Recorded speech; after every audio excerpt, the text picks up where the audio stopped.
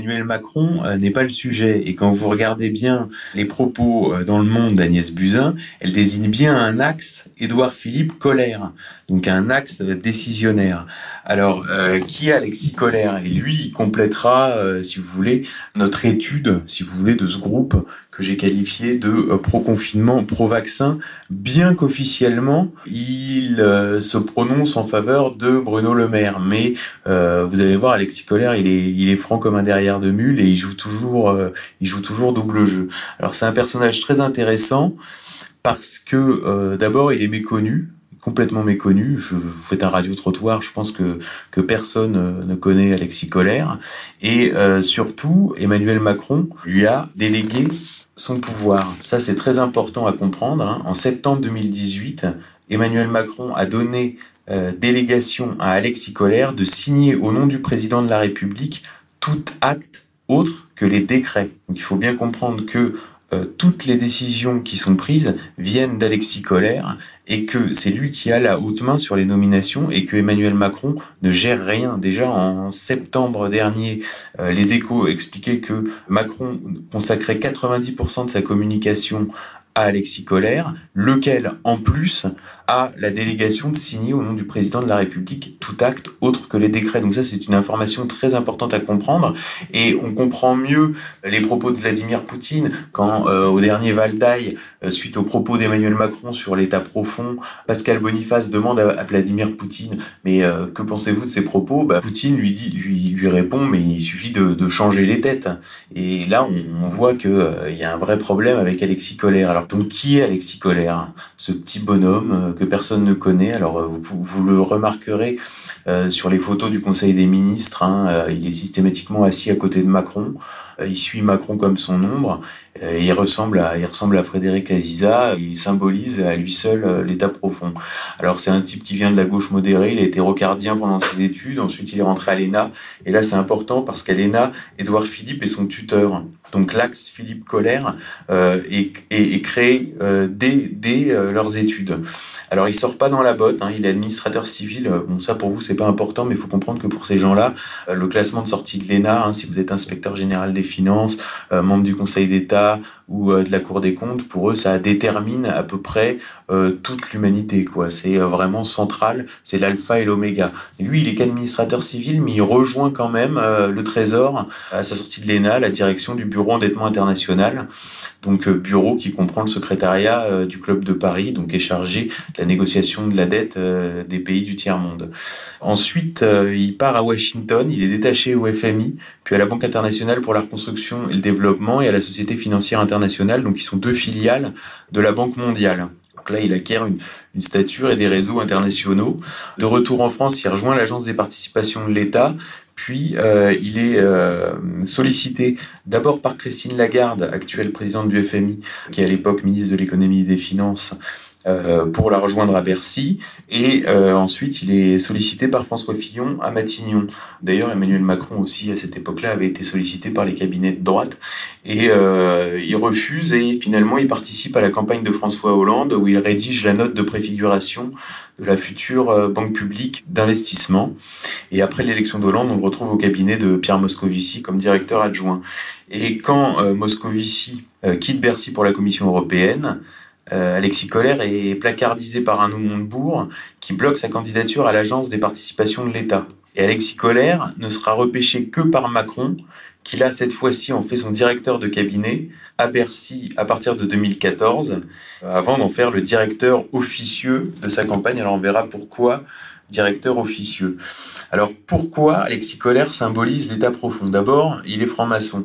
En tout cas, sa signature l'indique, cette fameuse signature à 3 points, alors que dans son nom, vous pouvez écrire Alexis Colère sur un bout de papier, rien ne justifie qu'il y ait 3 points sur une signature. Familialement, c'est très intéressant aussi parce que son père est alsacien, la famille Colère a une importante brasserie au centre-ville de Strasbourg, de mémoire, et son père est militant du fédéralisme fédéralisme européen. Il est membre du mouvement européen et a été contrôleur financier au Conseil de l'Europe. Donc là, il y a un très fort tropisme fédéraliste européen, donc européiste, chez Alexis Kohler. Par sa mère, il est issu d'une famille de Sabra, c'est-à-dire c'est des Juifs nés en Palestine. Donc là, il y a un tropisme très pro-israélien. Donc là, vous additionnez les tropismes et vous avez à peu près toutes les obsessions de la caste française. Alors, ce qui est important, c'est que donc cette mère est apparentée à la famille Aponté. La famille Aponté contrôle MSC, donc c'est le deuxième groupe mondial de transport maritime. C'est 26 milliards d'euros de chiffre d'affaires, donc ils sont richissimes. Et Kohler a rejoint ce groupe en cachette pendant la campagne présidentielle. Pourquoi en cachette?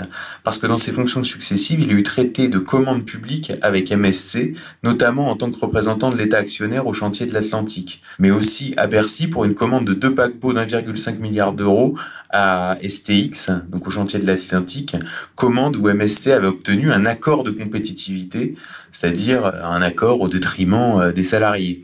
Donc c'est un véritable conflit d'intérêts. Alors je dois dire qu'on avait révélé dans Faits et Documents dès le mois d'octobre 2017 et qui avait été repris 6 mois plus tard par Mediapart. Et d'ailleurs l'affaire a été classée sans suite à la fin du mois d'août dernier. Mais on voit encore Alexis Kohler réapparaître cette fois dans l'affaire Technip, puisqu'il a été à la manœuvre dans ce désastre industriel. Il s'agissait de former l'Airbus du parapétrolier, ça avait été vendu comme ça.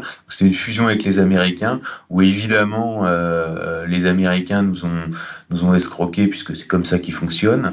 Et mais bon, on le sait, donc si on le sait, on le fait plus. C'est comme pour Alstom General Electric, on le sait que les Américains fonctionnent comme ça. Déjà Mitterrand nous avait expliqué, les Américains sont en guerre contre nous. Enfin, tout le monde devrait le savoir. Non, eux, ils ne le savent pas. Et donc, à moins qu'ils soient corrompus. Et évidemment, dans cette affaire, les pertes se chiffrent en milliards et en milliards d'euros.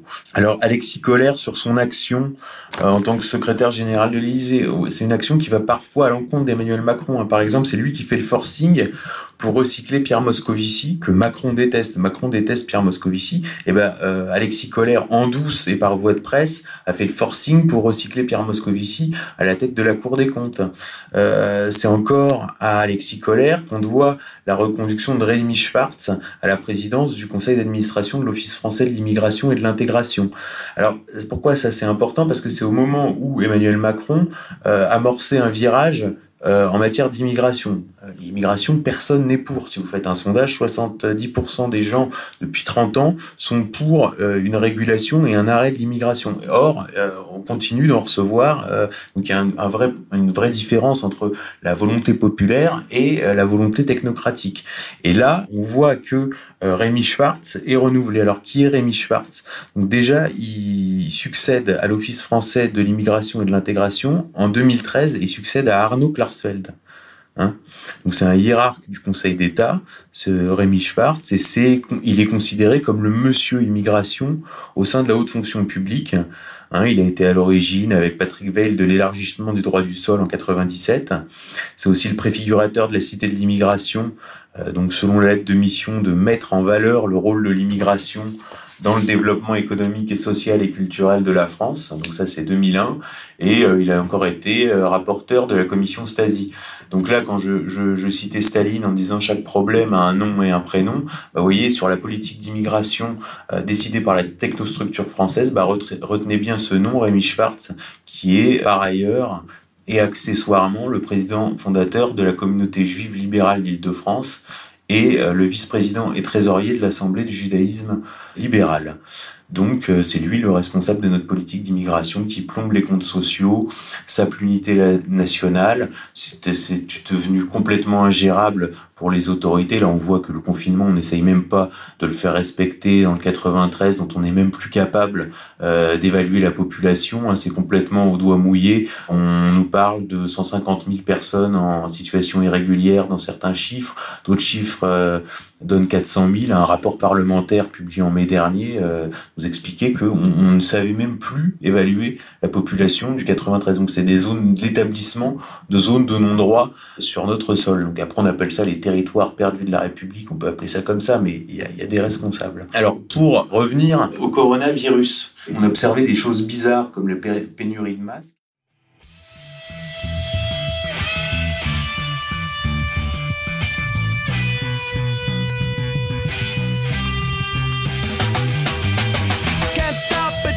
To the shindig, chop chop, he says I'm gonna win big, choose not to life.